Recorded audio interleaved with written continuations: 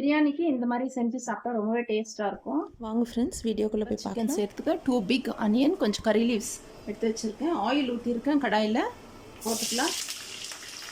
Pepper சிக்கனுக்கு onion கொஞ்சம் அதிகமாக போட்டுக்கலாம். இது சிம்பிளாக நான் பிரியாணிக்கு ஒரு சைட் டிஷ் தான் செய்கிறேன் ஃப்ரெண்ட்ஸ். பெப்பர் சிக்கனுக்கு இந்த ஆனியன் நல்லா வதங்கட்டும். நம்மளுக்கு பெப்பர் சிக்கனுக்கு ஆனியன் வதங்கிடுச்சு. இது இன்னும் கூட வதங்கட்டும். அதுக்குள்ளேயும் 1 ஸ்பூனால் ஜிஞ்சர் கார்லிக் பேஸ்ட் ஆட் பண்ணிக்கலாம்.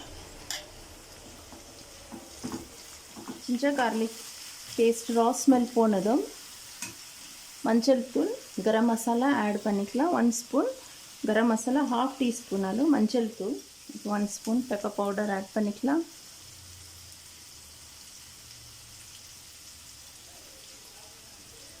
பாருங்கள், அது சின்ன ஸ்பூன், குட்டி ஸ்பூன் இருந்தாலும் நான் 2 ஸ்பூன் போட்டிருக்கேன். பெரிய ஸ்பூன் தான் 1 ஸ்பூன் போட்டுங்க. இப்போது சிக்கன் ஆட் பண்ணிக்கலாம். ஒரு 2 to 3 மினிட்ஸ் சிக்கன் நல்லா இந்த பெப்பர் மசாலாவில் ஃப்ரை ஆகட்டும். தண்ணி ஊற்றிக்கலாம். சிக்கனுக்கு தேவைக்கிற அளவு உப்பு போட்டுக்கின்னு க்ளோஸ் பண்ணி வச்சிடலாம். க்ளோஸ் பண்ணி வைங்க. உப்பு போட்டு நல்லா வேகட்டும். நம்ம பெப்பர் சிக்கனில் கொஞ்சம் தண்ணி ஊற்றி சிக்கன் பாயில் பண்ணோம். நல்லா ட்ரை ஆகிடுச்சு. இப்போ கொஞ்சம் ஃபைனலாக கறி லீவ்ஸ் போட்டுக்கலாம். ஸ்டவ் ஆஃப் பண்ணிக்கோங்க.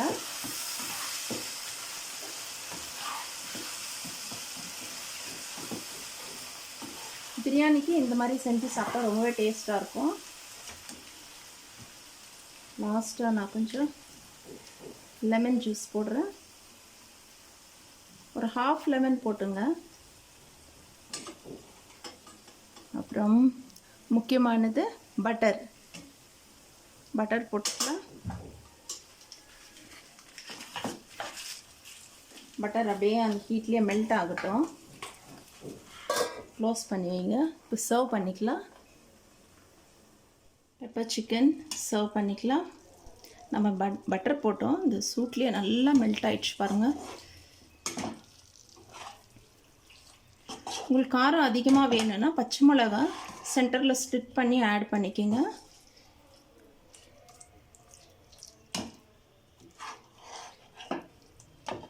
இந்த மாதிரி செய்து குத்தா யார் தான் வேண்டான்னு வாங்க ஃப்ரெண்ட்ஸ். எல்லாம் பிரியாணி வித் பெப்பர் சிக்கன்.